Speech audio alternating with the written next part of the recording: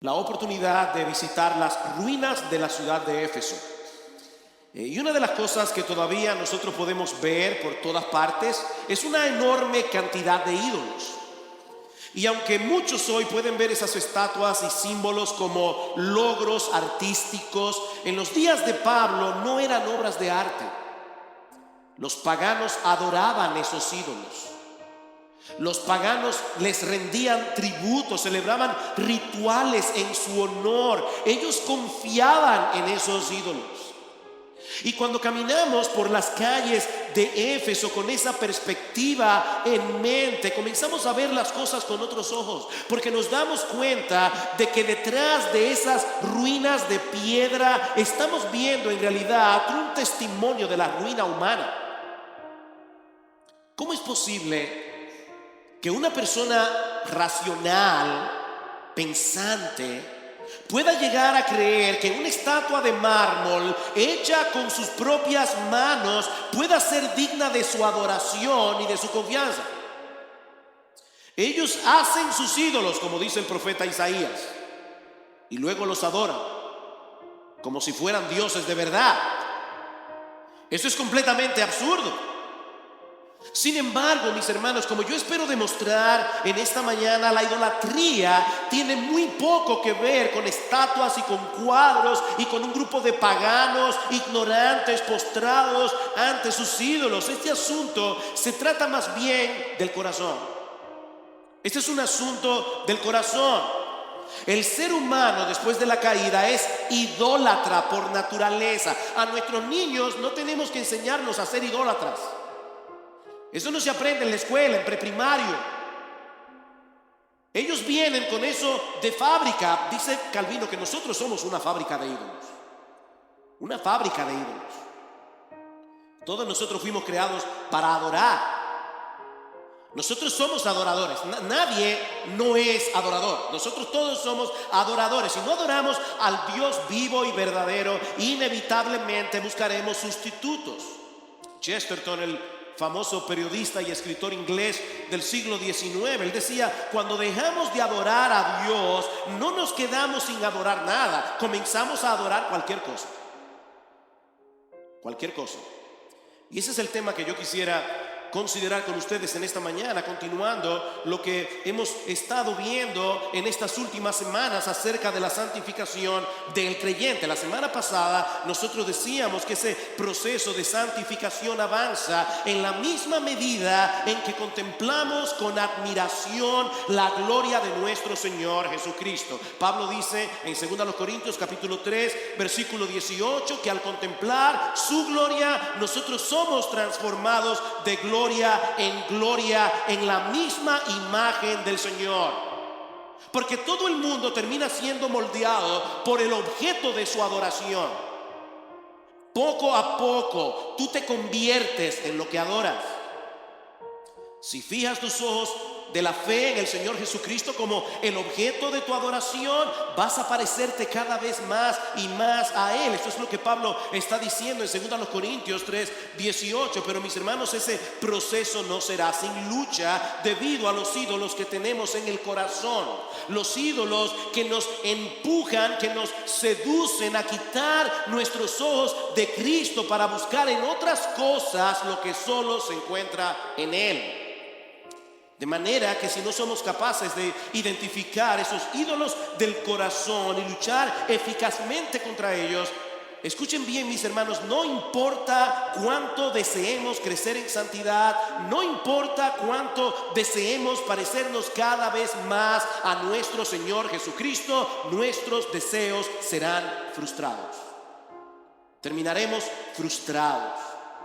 De ahí la advertencia del apóstol Juan al concluir su primera carta, escrita por cierto a un grupo de creyentes que precisamente vivían en la ciudad de Éfeso. Primera de Juan capítulo 5 versículo 20. Este es el texto que yo quiero tomar como punto de partida para mi sermón de esta mañana. Primera de Juan capítulo 5 versículo 20 y 21. Dice el apóstol Juan: y sabemos que el Hijo de Dios ha venido y nos ha dado entendimiento a fin de que conozcamos al que es verdadero. Y nosotros estamos en aquel que es verdadero, en su Hijo Jesucristo. Este es el verdadero Dios y la vida eterna. Hijos, o como dice la Reina Valera del 60, hijitos, guardaos de los ídolos. Hijitos, guardaos de los ídolos. Esta carta de Juan fue escrita con el propósito de producir certidumbre en el corazón de estos creyentes, afianzándolos en aquellas verdades del Evangelio en la que ellos habían creído, verdades que ellos conocían. Es por eso que el versículo 20 comienza con la palabra sabemos. Nosotros sabemos eso, si somos creyentes. Nadie puede llegar a ser un verdadero cristiano, un cristiano genuino, a menos que crea que Jesucristo es el verdadero Dios, a menos que crea que la vida eterna solo se encuentra en Él. Pero es precisamente en ese contexto que encontramos la exhortación del versículo 21. Hijitos, guardaos de los ídolos. Nosotros sabemos que estamos en el verdadero. Nosotros sabemos que hemos creído en el verdadero Dios. Nosotros sabemos que solo en Jesucristo está la vida eterna. Si tú eres un verdadero cristiano, tú sabes eso. Pero aún así, hijitos, guardaos de los ídolos. Guardaos de los ídolos. Aún aquellos que han creído en Cristo tienen que mantenerse en pie de guerra contra los ídolos del corazón. Eso es básicamente lo que Juan nos está advirtiendo aquí. Por supuesto, es imposible pelear contra un enemigo que nosotros no conocemos. Así que permítanme detenerme a definir cuidadosamente en qué consiste la idolatría. Esa va a ser la mayor parte de mi mensaje en esta mañana. ¿En qué consiste la idolatría? Porque es muy probable que en esta mañana, aquí en este lugar, haya muchos idólatras que no saben qué lo son. ¿Qué es la idolatría? En un libro titulado Traición al Evangelio, escrito por Brad Bickney, encontramos esta breve y sencilla definición. Un ídolo es cualquier cosa o cualquier persona que captura nuestro corazón, nuestra mente y nuestros afectos más que a Dios.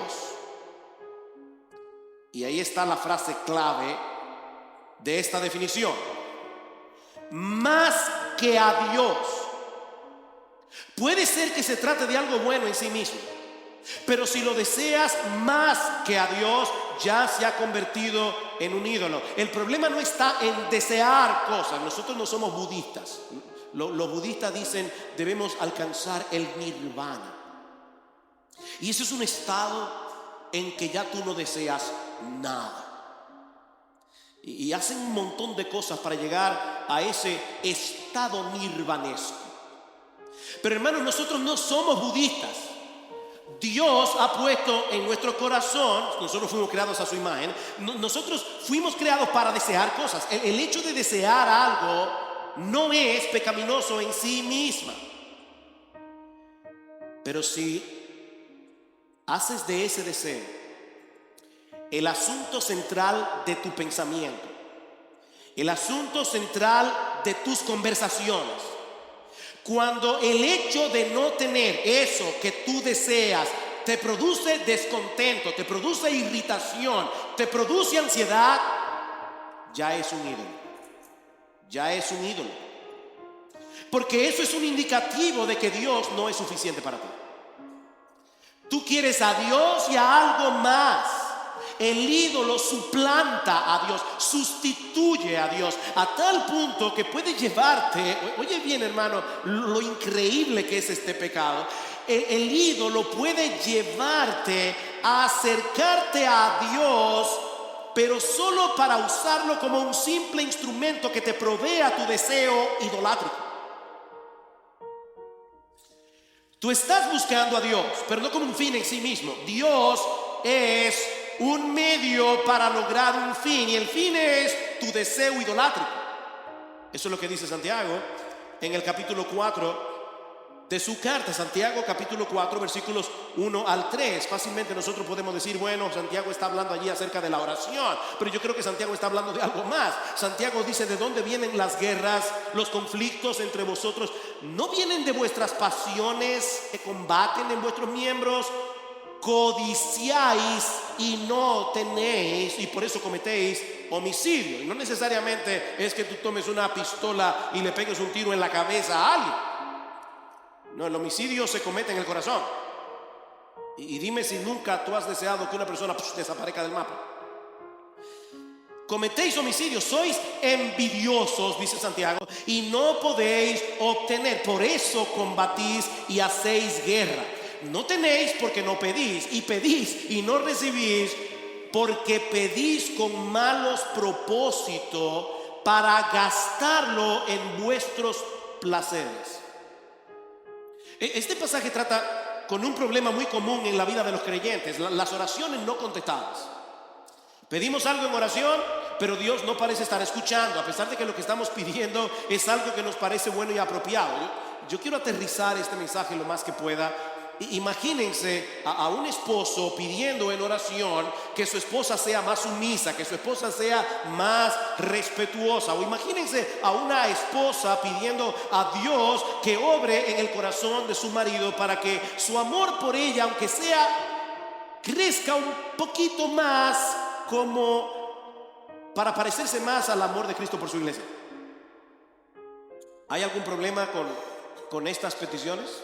No, ambos están pidiendo por algo que es conforme a la voluntad expresa de Dios. En Efesios capítulo 5 versículo 22 en adelante, Pablo dice: esposas, estad sujetas a vuestros maridos como la iglesia está sujeta a Cristo. Maridos, amad a vuestras mujeres como Cristo amó a la iglesia. Y luego en el versículo 33 del capítulo 5, Pablo dice: por lo demás, mujeres, respeten a sus maridos, maridos, amen a sus mujeres. Así que este hombre y esta mujer están orando a Dios por algo que es bíblico.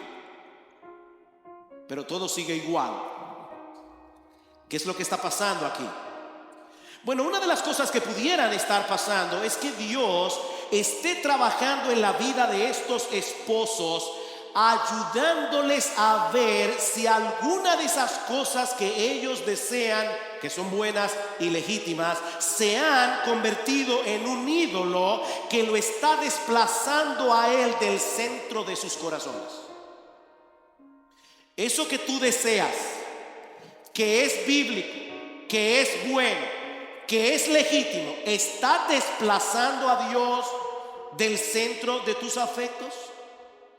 Sí, es cierto que la Biblia manda a la mujer que respete a su marido, pero mi amado, esposos que están aquí en esta mañana, tan pronto conviertes ese mandamiento en algo que tú necesitas para ser feliz, eso ya se convirtió en un ídolo.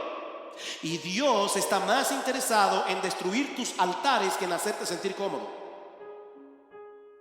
Cuando un esposo hace del respeto un ídolo, se vuelve hipersensible, se vuelve irritable ante todo lo que no parezca encajar con sus expectativas de lo que es una mujer respetuosa. Y terminan convirtiéndose en una especie de policía del respeto y la sumisión. Y lo mismo ocurre con la esposa que hace un ídolo del amor de su marido.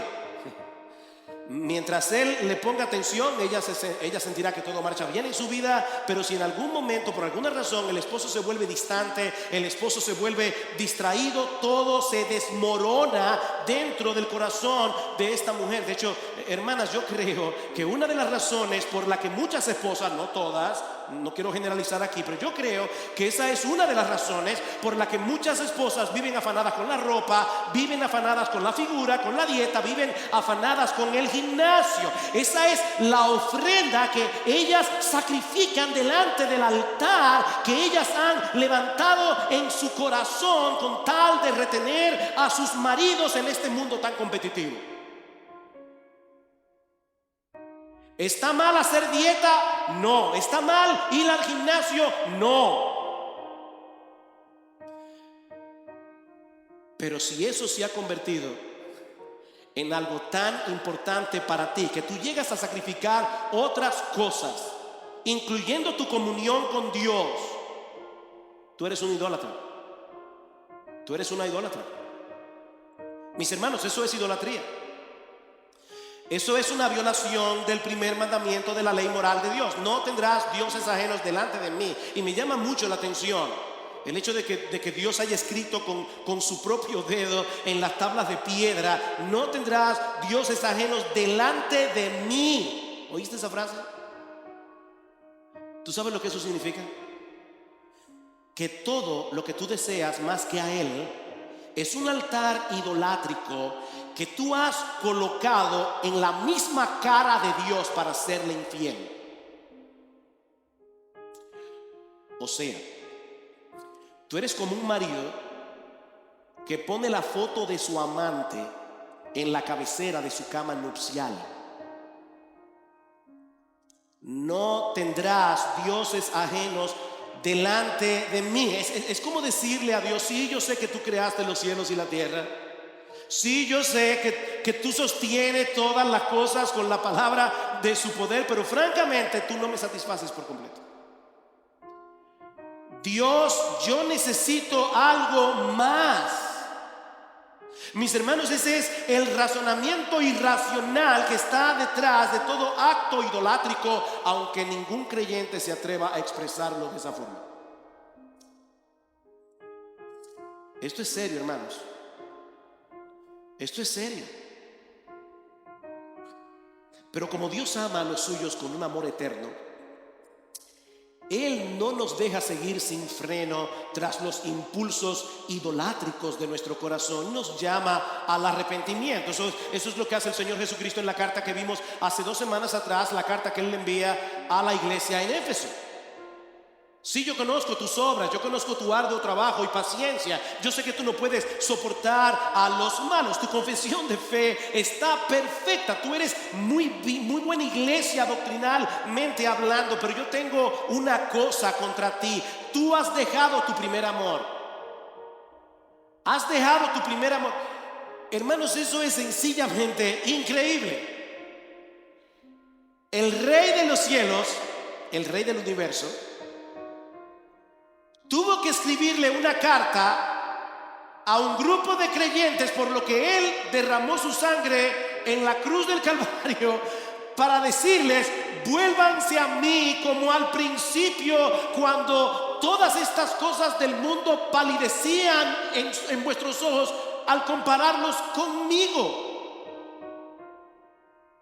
Vuélvanse a mí. Mis hermanos, esto es sobrecogedor. Estas palabras en Apocalipsis capítulo 2 versículo 4 son como un eco de las palabras de Dios en Jeremías capítulo 2, llamando a su pueblo al arrepentimiento. Dice: y vino a mí la palabra del Señor diciendo, oigan esto: ve y clama a los oídos de Jerusalén diciendo, así dice el Señor, de ti recuerdo el cariño de tu juventud, el amor de tu desposorio, de cuando me seguías en el desierto por tierra no sembrada. Yo recuerdo eso, dice Dios. Es como si le estuviera diciendo a su pueblo: ¿qué fue lo que pasó? ¿Qué fue lo que pasó? Dice en el versículo 5: ¿cuál fue la injusticia que vuestros padres hallaron en mí para que se alejaran de mí? ¿Qué fue lo que yo hice mal? Por supuesto, hermanos, no hay nada decepcionante en Dios. No hay nada en Él, nada en su carácter, nada en sus atributos que opaque en lo más mínimo el brillo de su gloria. Él es perfectamente santo, Él es perfectamente justo, Él es perfectamente bueno, Él es todopoderoso, Él es omnisciente, Él es inmutable, Él es infinitamente compasivo, Él es infinitamente paciente, Él es infinitamente misericordioso, tan compasivo y tan misericordioso que envió a su propio Hijo a morir en una cruz por nuestros pecados, para que nosotros pudiéramos ser su esposa, para reconciliarnos con Él, sin pasar por alto su justicia. Y ahora tiene que enviar a un profeta a decir: vuélvanse a mí, vuélvanse a mí, porque en ningún otro lugar van a encontrar un mejor marido.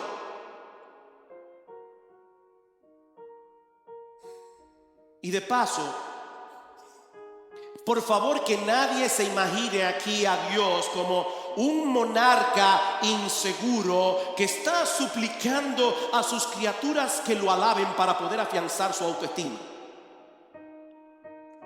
En estos días oí una frase que me revolvió el estómago.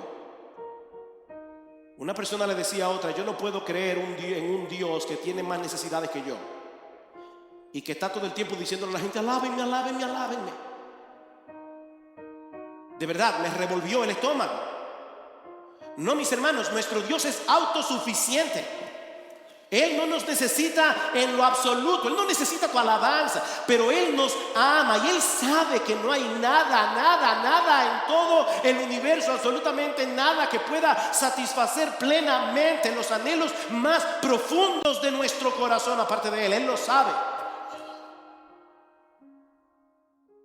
Es por eso que en ese mismo capítulo de Jeremías 2, más adelante, Dios, en palabras muy dramáticas, revela la insensatez de su pueblo. Espantaos, oh cielos, por esto, y temblad, quedad en extremo desolados, declara el Señor, porque dos males ha hecho mi pueblo. Me han abandonado a mí, fuente de aguas vivas, y han cavado para sí cisternas rotas que no retienen el agua.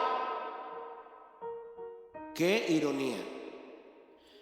Qué ironía. Aquí nosotros tenemos a un grupo de personas alejándose de una fuente de la que brota el agua a borbotones. Ellos solo tienen que ir con el balde y llenar el balde una y otra vez para saciar su sed, pero ellos han decidido irse al lado opuesto a cavar una cisterna. Una locura. Es una locura.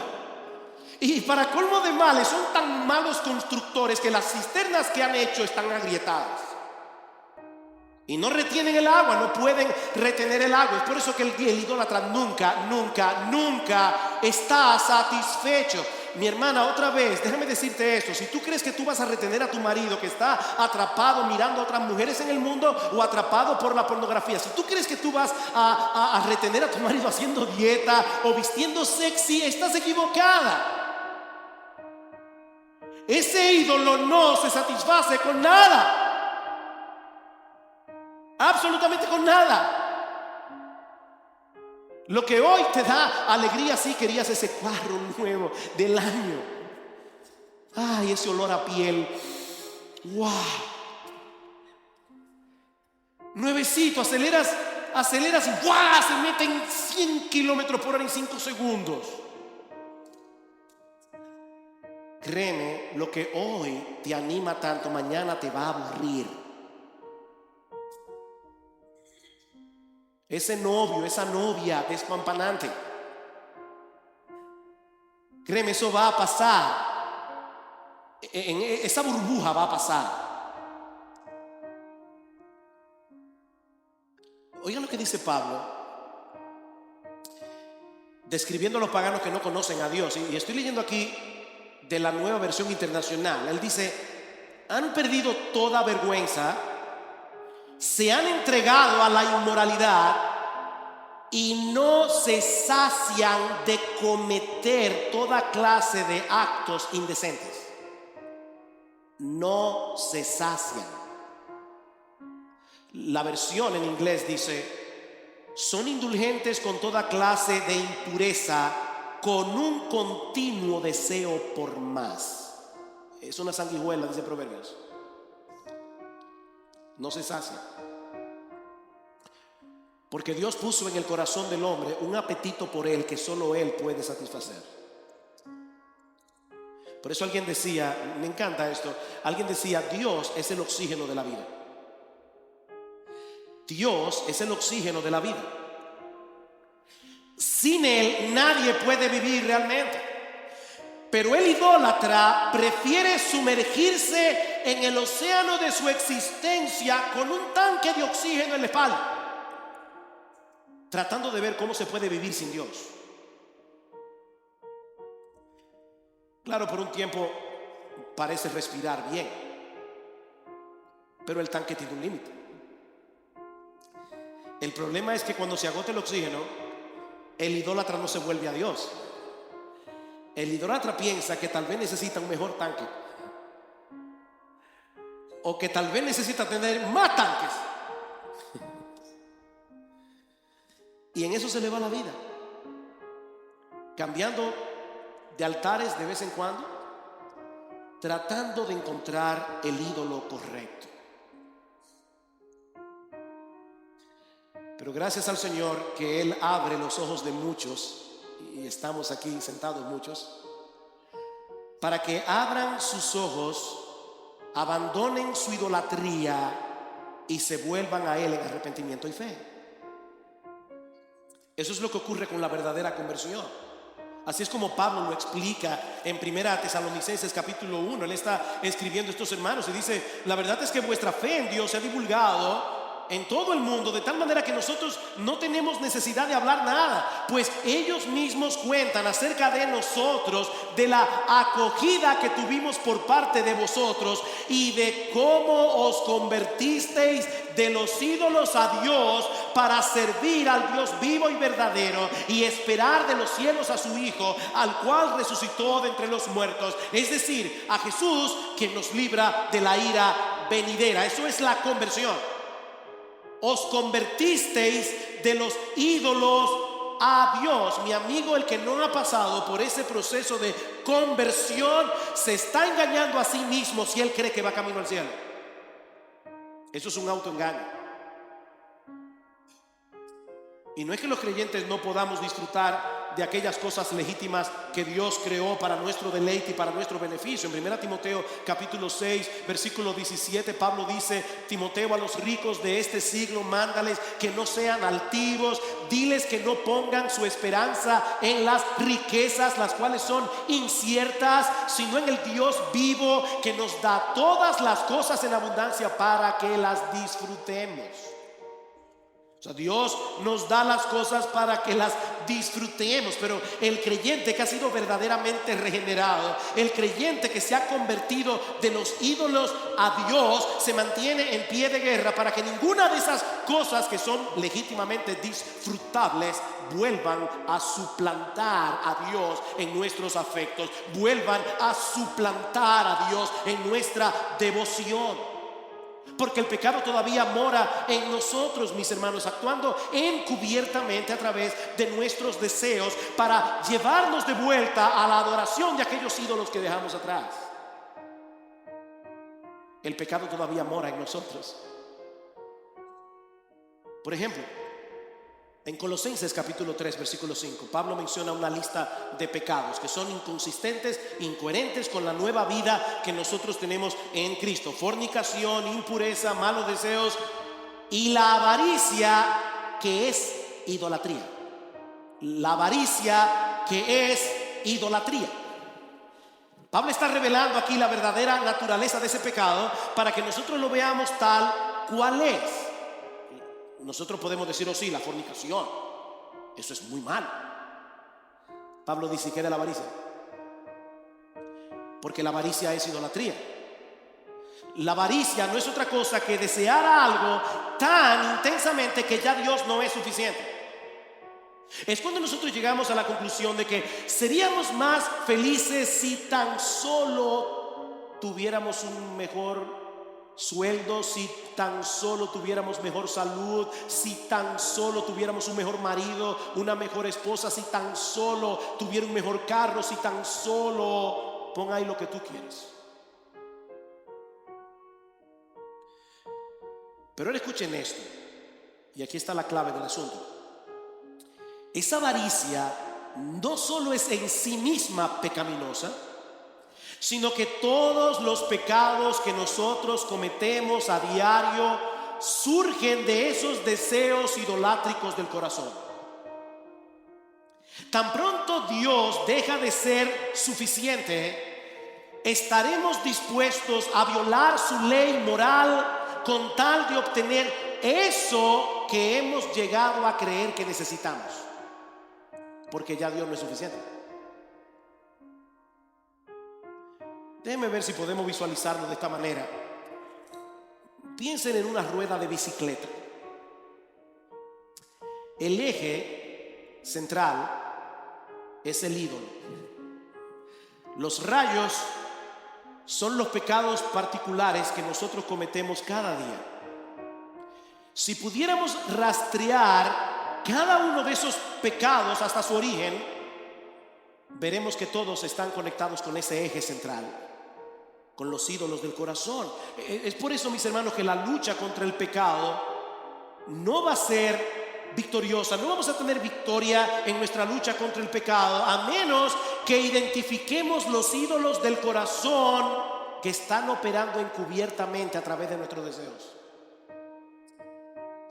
Primera de Pedro capítulo 2 versículo 11: amados, yo os ruego como extranjeros y peregrinos que os abstengáis de los deseos carnales que batallan contra el alma. Ustedes se dan cuenta, mis hermanos, que la idolatría va mucho más allá que la adoración de estatuas y de cuadros, y de que esta es una lucha muy compleja, que tú no vas a poder pelear en tus propias fuerzas. Lo que Pedro nos está diciendo aquí es que el principal enemigo de tu vida cristiana eres tú. ¿Sí oíste bien? El principal enemigo de tu vida cristiana eres tú. Sí, es verdad que el diablo tiene muchas cosas en este mundo que son tentadoras. Él nos tienta desde afuera, pero la verdadera guerra se está peleando en tu interior, porque surgen de tus deseos, a través de tus deseos. De hecho, mi amigo que estás aquí sentado en esta mañana, si tú no eres creyente, déjame decirte algo. Esa es la razón por la que tú crees que eres libre cuando pecas. El impío cree que él es libre, y él cree que él es libre porque siempre él hace lo que le da la gana. Lo que él no sabe es que el pecado lo controla completamente, de tal manera que todo lo que le da la gana es querer pecar. Así que tú eres un esclavo. Tú eres un esclavo que cree ser libre,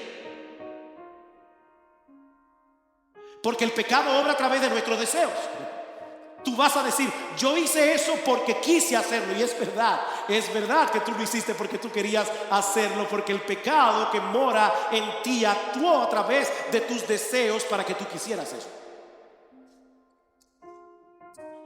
¿Cómo podemos entonces luchar eficazmente contra los ídolos del corazón? Bueno, eso es lo que yo quiero responder en el tiempo que nos resta. Y de entrada, es importante saber que esta no es una lucha de un día. O sea, no creas que tú dijiste, oh wow, ya identifiqué este ídolo, muerto, le corté la cabeza de raíz. No, esta no es una lucha de un día, es una lucha de toda la vida. Es una lucha que no terminará de este lado del cielo. Es por eso que Juan nos dice en nuestro texto, hijitos, guardaos de los ídolos. O sea, manténganse alertas, manténganse vigilantes para poder luchar contra ellos en vez de consentirlos. Y mi hermano querido, esta es una lucha que nadie puede pelear por ti. Nadie. Es una lucha que nunca tú puedes abandonar. Pablo lo dice de esta forma en 1 Corintios 10:14, pero es la misma idea. Por tanto, amados míos, huid de la idolatría. Huid de la idolatría. Y lo dice en el contexto del uso de la libertad cristiana. Hace unas semanas predicamos que el que hace tropezar a uno de estos pequeños, mejor le fuera que alguien le colgara una piedra de molino de asno y lo hundieran en el fondo del mar. Saben, hermanos, que una de las razones por la que muchos creyentes hacen tropezar a otros es porque no están dispuestos a dejar de disfrutar de algo que es legítimo, aunque eso afecte la vida espiritual de otros. Es de eso que Pablo está hablando en 1 Corintios 8, 9 y 10. Ese es el contexto. Así que lo que Pablo nos está diciendo aquí, eso es idolatría, porque nuestro amor a Cristo y nuestro amor por su iglesia debe ser mayor, debe estar por encima de nuestro amor por esas cosas legítimas que disfrutamos si están afectando la vida espiritual de otros.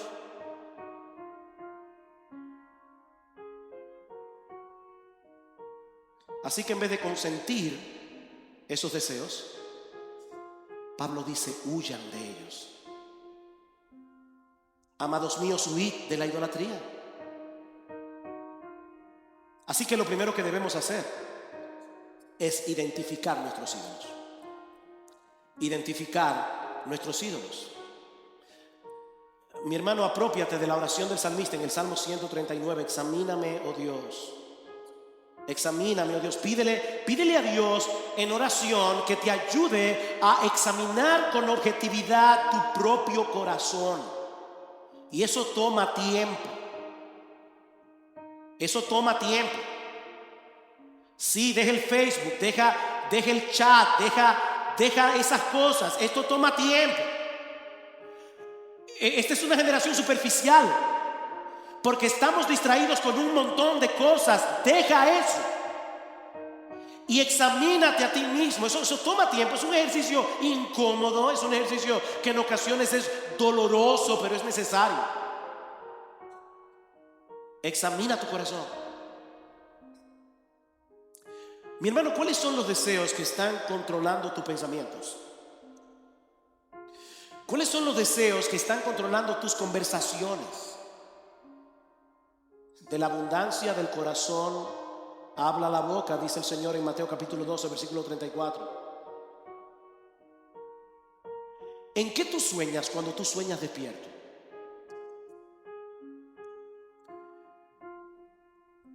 Aún te preguntaría, ¿cuáles son las cosas por las que tú oras más a menudo?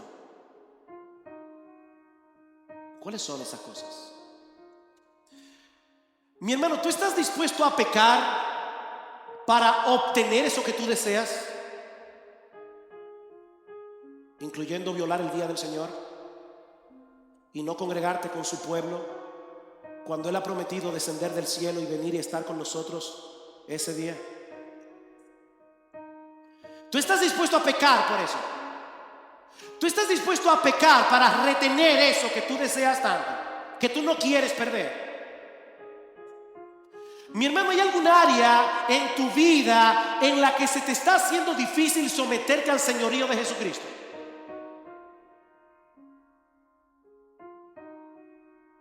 Una cosa es decir con nuestros labios que Jesús es el Señor. Otra muy diferente es estar dispuesto a someter tu voluntad a la suya, sobre todo cuando aquellas cosas que Él desea no son las que tú deseas.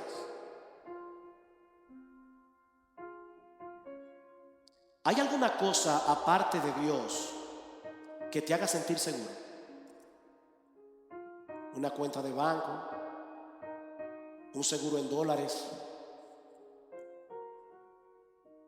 ¿Hay alguna cosa que tú creas necesitar aparte de Dios para ser feliz, para que tu vida tenga propósito, para que tu vida valga la pena, para que tu vida tenga significado?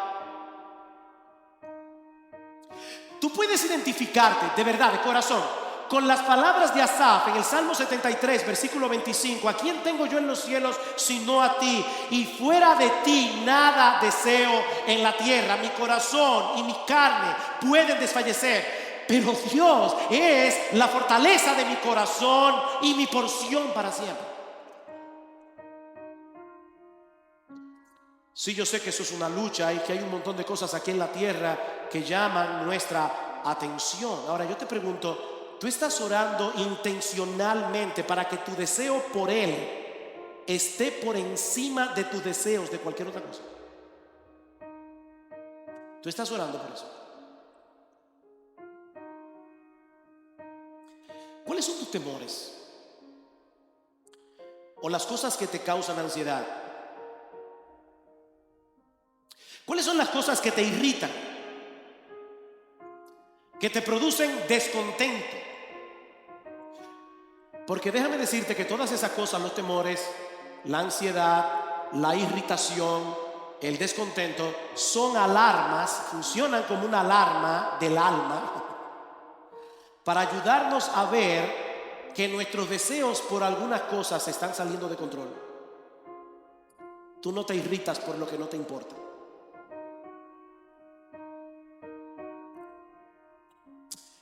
Otra pregunta. Yo le dije que era un ejercicio incómodo, ¿verdad? ¿Por qué tú haces lo que tú haces? ¿Qué es lo que te motiva? Y aún me refiero a cosas buenas. O sea, ¿por qué tú tratas de ser una buena madre? ¿Por qué tú tratas de ser una buena esposa? ¿Es para tener un buen departamento de publicidad? O sea, tú quieres que la gente te vea y diga, no, definitivamente es una madre, una estrella. Eso es lo que tú quieres. ¿Cuál es tu motivación? De hecho, ¿cuál es tu motivación para servir en la iglesia? ¿Saben, hermanos, que uno puede servir en la iglesia por una motivación pecaminosa, idolátrica? Yo quiero que la gente piense bien de mí, que yo soy espiritual. Yo quiero que la gente vea que yo estoy en la cosa. ¿Por qué tú haces lo que tú haces?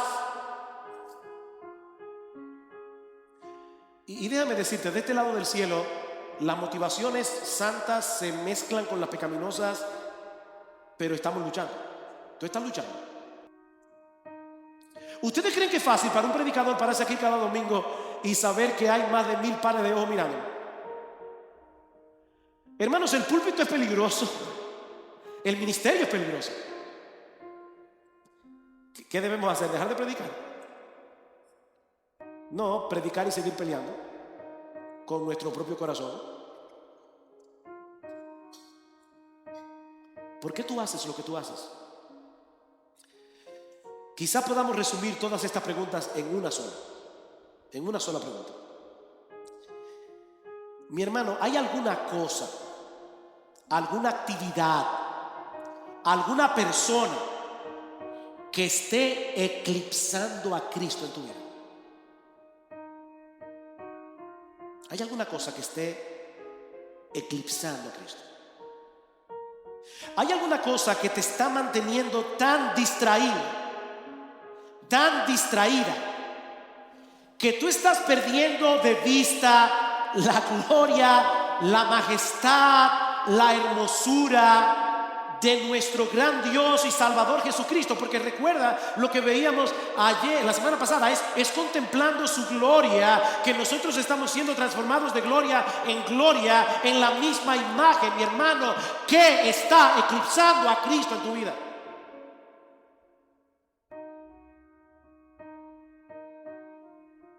Ahora, no basta con identificar nuestros ídolos. Ese es el primer paso. Ahora debemos estar dispuestos a darles la espalda y volvernos a Dios. En otras palabras, debemos arrepentirnos y creer. Arrepentirnos, lo mismo que hiciste cuando te convertiste. Esta es una vida, la vida cristiana, de arrepentimiento y fe. Esto no es una sola vez. Arrepentirnos y creer, actuar en consecuencia con esa verdad que Juan dice en su carta, que nosotros sabemos que Él es el verdadero Dios y la vida eterna. Él es el verdadero Dios y la vida eterna. Y Juan dice, tú y yo que somos cristianos sabemos eso. El asunto es actuar en consecuencia. Todo lo demás es una ilusión pasajera que jamás podrá satisfacer plenamente los anhelos más profundos de nuestro corazón. Queridos hermanos, no hay absolutamente nada en este mundo que pueda compararse con Jesús. Eso es lo que yo espero que veamos este próximo domingo. Y voy a terminar esta miniserie que empezamos en el Evangelio de Marcos y que ya no tiene que ver con Marcos. Vamos a terminar viendo un mensaje que yo creo que se va a titular Las excelencias de Cristo, basado en Apocalipsis capítulo 5. Sí, hay muchas cosas, ya lo decíamos, que los cristianos podemos disfrutar, pero mis hermanos, ninguna de ellas pueden sustituir a Jesús, porque Él es incomparable. Él es incomparable. Ni el mejor matrimonio, ni los mejores amigos, ni la mejor casa, ni el mejor sueldo, ni la mejor diversión, y mucho menos el pecado más deleitoso. Tratar de encontrar satisfacción en cualquiera de esas cosas es como tratar de calmar la sed bebiendo agua salada. Créeme, no importa cuánto bebas, vas a tener más sed. Eso no fue lo que le dijo Jesús a la mujer samaritana. Mujer, créeme, si tú me conocieras, y me encanta eso, si tú supieras quién soy yo, y tú y yo sabemos quién es Él. Si tú supieras quién soy yo y cuál es el don de Dios, tú me pedirías a mí. y yo te daría agua viva. El que bebiere de esa agua volverá a tener sed, pero el que bebiere del agua que yo le daré no tendrá sed jamás, sino que será en él una fuente de agua que salte para vida eterna. Y más adelante en Juan capítulo 7 versículo 37 dice que en el último y gran día de la fiesta Jesús se puso en pie y alzó la voz diciendo: si alguno tiene sed, venga a mí y beba. El que cree en mí, como dice la escritura, de su interior correrán ríos de agua viva. Y luego en el versículo 18 dice: esto dijo del Espíritu Santo que habrían de recibir los que creyeran en él. Esto dijo del Espíritu Santo. ¿Y saben qué es lo que hace el Espíritu Santo cuando viene a nuestra vida? Iluminar continuamente nuestro entendimiento para que veamos cada vez más claramente aquellas cualidades y aquellos atributos que hacen de Cristo el ser más deseable de todo el universo. Eso es lo que hace el Espíritu Santo. Juan 16:14: Él me glorificará, porque tomará de lo mío y os lo hará saber. Alguien ha dicho que es como si el Espíritu Santo estuviera pintando un exquisito retrato de las perfecciones de Cristo sobre el lienzo de nuestras almas, ilustrando su amor, misericordia, sabiduría, bondad, humildad, santidad, sus aflicciones por amor a ti, por amor a mí, su dulce amabilidad. Y ahora dice esta persona: si alguna vez has estado lleno de una exaltación gozosa del Señor y su maravillosa vida, esa fue la obra del Espíritu Santo en ti. Alguna vez has estado abrumado por la belleza de su carácter mientras escuchabas la predicación de su palabra o leías en uno de los evangelios, esa fue la obra del Espíritu Santo en ti. Para eso fue que Él vino, para enamorarte cada vez más de Jesús. En cierto modo podemos decir que el crecimiento en santidad consiste en mantenernos descubriendo lo absurda que es la idolatría en comparación con la gloria inigualable de nuestro gran Dios y Salvador Jesucristo. Mi amado hermano, si al escuchar este mensaje te has sentido convicto de pecado, qué bueno. Dale gracias a Dios, porque eso quiere decir que el Espíritu Santo está obrando todavía en ti. Es el Espíritu Santo. Pero no te quedes ahí. No te quedes ahí, vuélvete a Cristo. Vuélvete a Cristo en arrepentimiento y fe, como lo hiciste en el día de tu conversión. Mira, mi hermano, siempre que examines tu vida tratando de descubrir los ídolos que están operando en ti, nunca dejes de mirar a Cristo. Nunca dejes de predicarte otra vez el evangelio, porque si no te vas a hundir. Te vas a hundir. Mientras luchamos con los ídolos del corazón, necesitamos recordarnos cada vez que la salvación es por gracia, que la salvación es por medio de la fe y que ya no hay condenación para aquellos que están en Cristo Jesús. Él murió para librarnos de la esclavitud y de la condenación del pecado, incluyendo el pecado que es la madre de todos los pecados, la idolatría del corazón. Pero si tú estás aquí en esta mañana y esta lucha de la que hemos estado hablando es totalmente ajena a tu experiencia,